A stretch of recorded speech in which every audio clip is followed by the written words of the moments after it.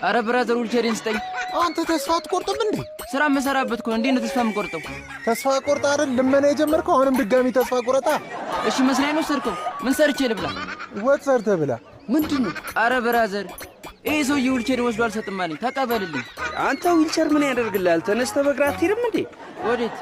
ወደ መጣህበት ነው። ያለ ዊልቸር መንቀሳቀስ አልችልም። መች ነው የማትችለው? አንተ ባለፈው ላይ ሰፈር አይነ ስውር አልነበርክ? በአሁኑ ደግሞ እግረ ስውር መሆን ነው?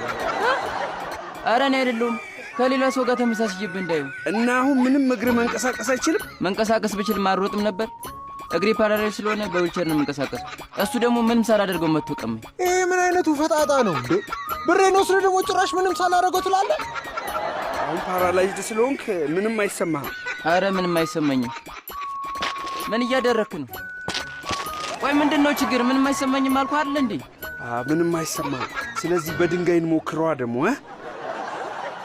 አረ በቃ ተው እንዴ፣ በኋላ የምሩን ሆኖ ደግሞ ሌላ ጣጣ ውስጥ እንዳንገባ።